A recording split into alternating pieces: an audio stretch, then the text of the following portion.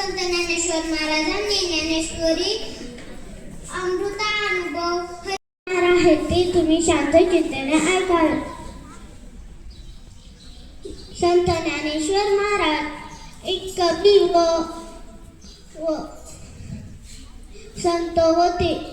संत ज्ञानेश्वर महाराज यांचा समाधी सोहळा 17 तारखेला साजरा करत असतो.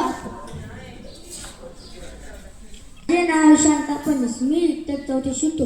आज मी तुम्हाला ज्ञानेश्वर महाराज समाधी सोहळा ज्ञानेश्वर महाराजबद्दल 2-3 शब्द सांगणार आहे. ते तुम्ही शांत चित्ताने ऐकावे अशी माझी नम्र विनंती. भारतात सर्वप्रथम समाजी एकतेचा उच्च निश्रेष्ठ कनिष्ठ गरीब श्रीमंत या भेदभाव नष्ट करण्याचा संधी महाराष्ट्र भूमीत अनेक संतांना दिला. महाराष्ट्रामध्ये जन्मलेले भागवत धर्म हा याचा मूळ सूत्र झाला.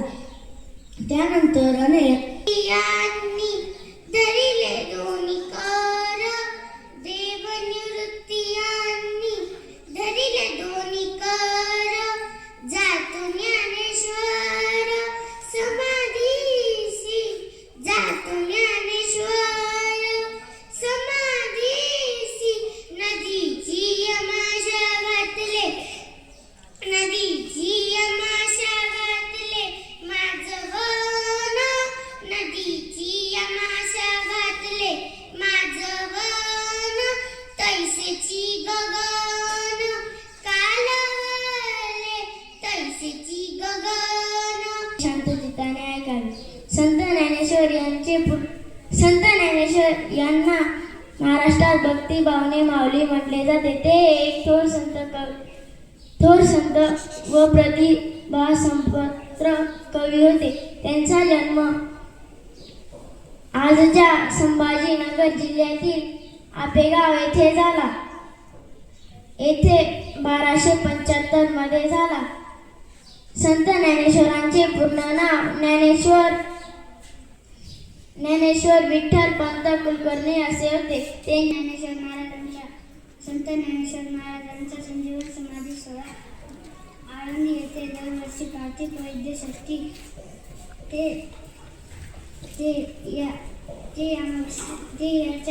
अमावस्या ते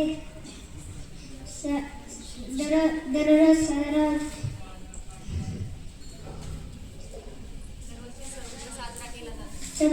साजरा केला जातो.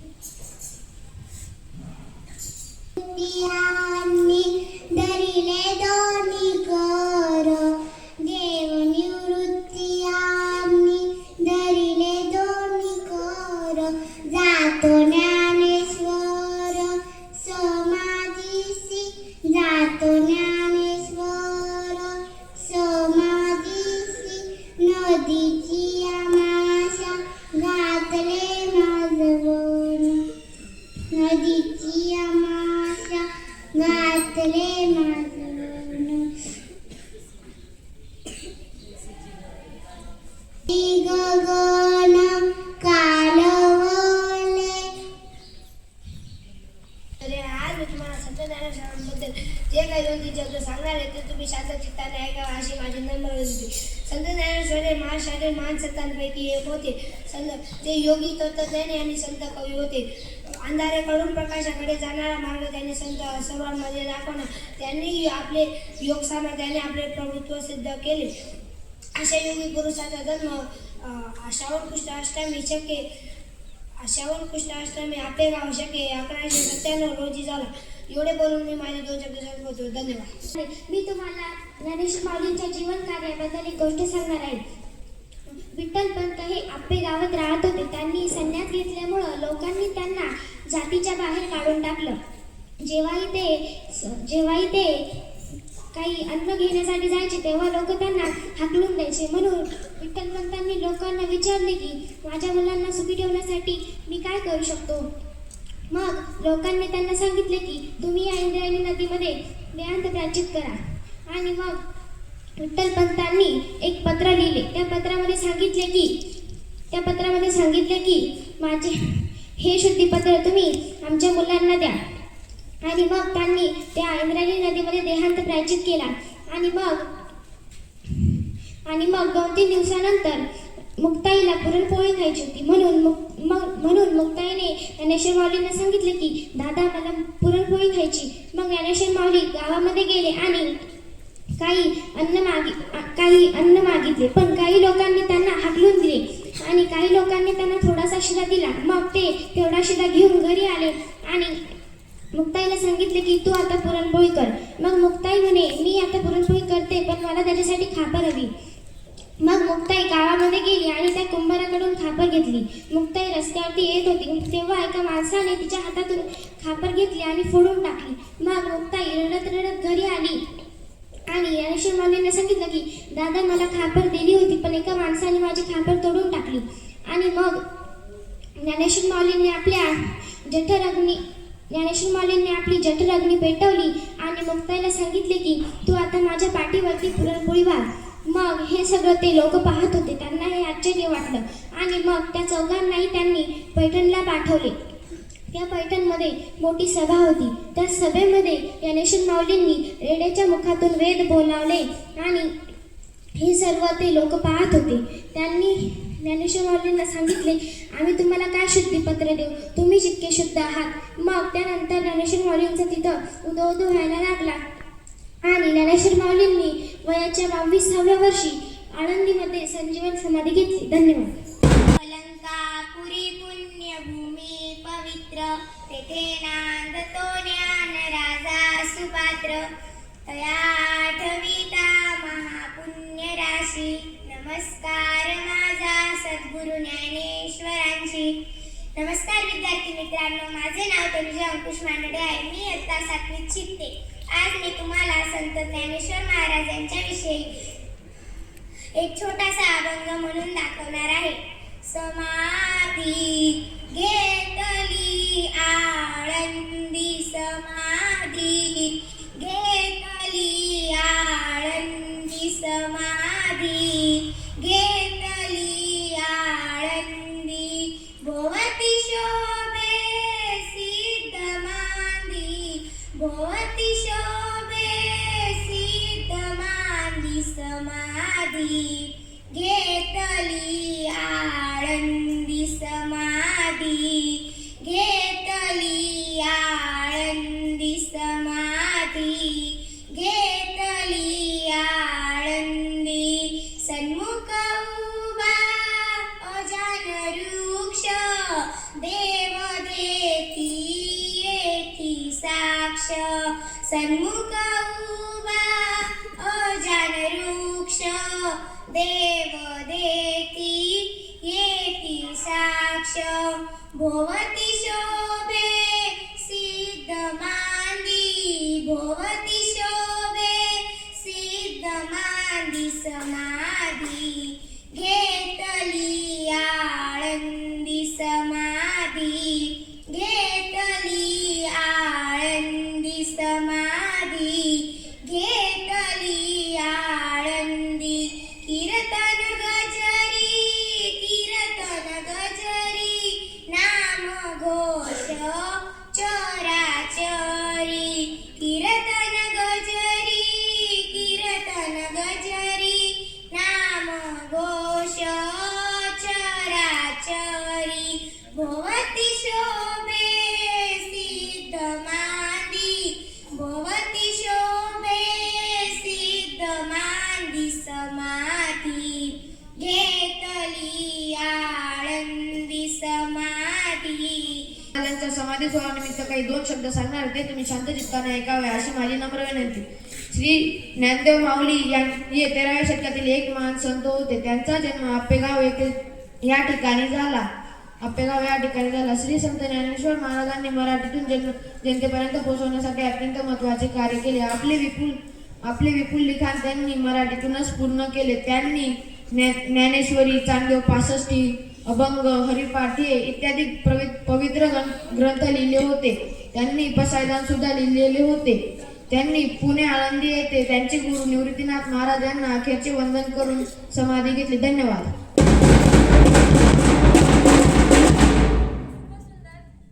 पूज्य गुरुजन वर्ग आणि इथे जमलेल्या माझ्या बालमित्रांनो, आज मी तुम्हाला संत ज्ञानेश्वर महाराज यांच्या समाधी सोहळ्याविषयी 2 शब्द सांगणार आहे. ते तुम्ही शांत चित्ताने ऐकावे अशी माझी नम्र विनंती.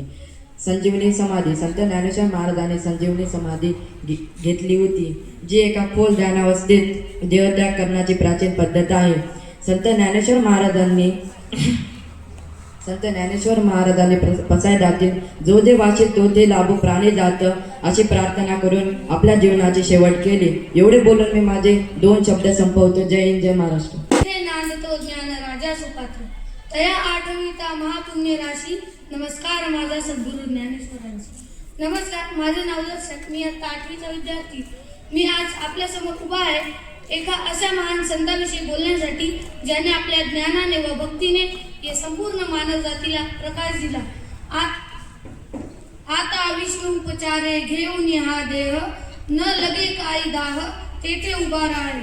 ज्या मनुष्याकडे आत्मशक्ती असते, आत्मविश्वास असतो, तो मनुष्य जगातील कोणत्याही दुःखाला व्याकुळ होत नाही.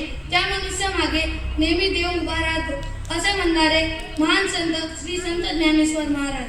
संत ज्ञानेश्वर महाराज हे 13व्या शतकातील एक अद्वितीय संत, कवी, तत्वज्ञ व उत्तम गायक होते. त्यांचे मूळ गाव म्हणजेच आपेगाव. त्यांच्या वडिलांचे नाव विठ्ठलपंत व आईचे नाव रुक्मिणीबाई असे होते. त्यांना 2 भाऊ व 1 बहीण होते. ध्यान स्थितीत बसले. त्यांचे शरीर समाधी स्थितीत गेले व त्यांनी आजूबाजू भंडाऱ्याच्या विटा रचल्या. त्यांच्या डोळ्यांवरचे स्मित, त्यांच्या तोंडावरचं ते तेज आणि त्यांच्या डोळ्यातली शांतता ती तशीच होती. तो क्षण असा होता की संपूर्ण भक्तांच्या तोंडूत एकच गजर घुमत होता, ज्ञानोबा माऊली तुकाराम, ज्ञानोबा माऊली तुकाराम. आणि तोच आजचा हा दिवस. दरवर्षी आपण हा दिवस कार्तिक वद्य त्रयोदशीला साजरा करत असतो. तो म्हणजे संत ज्ञानेश्वर महाराजांचा समाधी सोहळा म्हणून हा दिवस आपण साजरा करतो. भजन, कीर्तन, अभंग गायन व महाप्रसादाचे आयोजन करतो. पण एक ऐका, आपल्याला वाटले की ज्ञानेश्वर महाराजांनी समाधी घेतली व त्यांचा अंत झाला. पण त्यांची समाधी म्हणजे त्यांचा अंत नव्हे. ती सुरुवात होती शाश्वत एकात्मतेची. धन्यवाद. नमस्कार, माझे नाव समर्थ योगेश सोनवणे. मी इयत्ता 8वीचा विद्यार्थी. मी आज तुमच्यासमोर संत नामदेवांचा एक अभंग सादर करीत आहे. तुम्ही ते शांत चित्ताने ऐकावे ही माझी नम्र विनंती. जन्मोजन्मी आम्ही बहु पुण्य केले, तेव्हा विठ्ठली कृपा केली, तेव्हा विठ्ठली कृपा केली. जन्मोनी संसारी झालो त्याचे दास, जन्मोनी संसारी झालो त्याचे दास. माझा तो विश्वास पांडुरंगी, माझा तो विश्वास पांडुरंगी. अनिका दैवत नेघे माझे चित्त, अनिका दैवत नेघे माझे चित्त. गोड गीत गातो विठोबाचे, गोड गीत गातो विठ्ठलाचे. नाम म्हणजे मंज पंढरीची न्यारी, नाम म्हणजे मज पंढरीची न्यारी.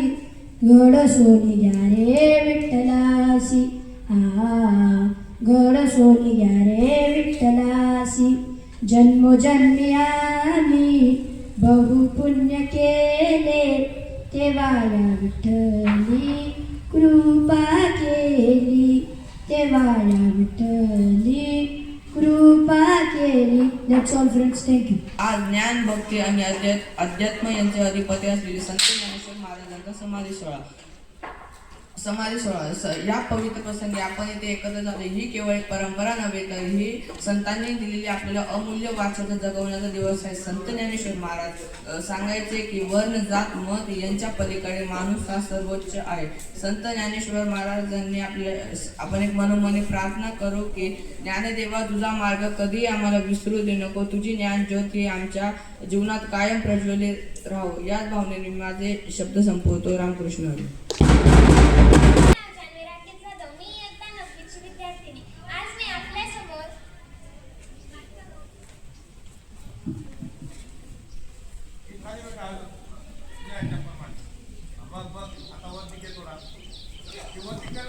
महाराष्ट्रातील महान संतांपैकी एक संत श्री ज्ञानेश्वर महाराज यांच्या समाधी सोहळ्याविषयी माहिती सांगणार आहे.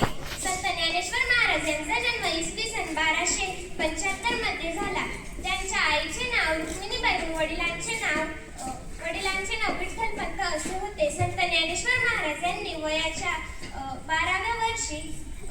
16व्या वर्षी भगवद्गीतेचे सुंदर मराठी भाषेत अर्थ लिहिला, ज्याला आपण ज्ञानेश्वरी म्हणून ओळखतो. संत ज्ञानेश्वर महाराज यांनी अवघ्या वयाच्या 21व्या वर्षी आळंदी येथे संजीवनी समाधी घेतली. मित्रांनो, आळंदीतील समाधी हे एक तीर्थस्थान आहे. अशी माझी नम्र संत ज्ञानेश्वर महाराजांचे मूळ गाव हे आपेगाव. संत ज्ञानेश्वर महाराजांची समाधी ही पुणे जिल्ह्यातील आळंदी या गावी आहे. भारतामध्ये सर्वप्रथम उच्च नीच श्रेष्ठ कनिष्ठ हा भेदभाव नष्ट करण्याचा प्रयत्न संत ज्ञानेश्वर महाराजांनी केला. महाराष्ट्रामध्ये जन्मलेला भागवत धर्म हा यांचा मूळ स्रोत होय. भागवत पंथाची सुरुवात ही संत ज्ञानेश्वरांनी केली. त्यानंतर अनेक संतांनी आपल्या कथेने, प्रवचनाने, वचनांनी आणि भजन संकीर्तन करून लोकांमध्ये जनजागृती केली. एवढे बोलून मी माझे 2 शब्द संपवतो. जय हिंद.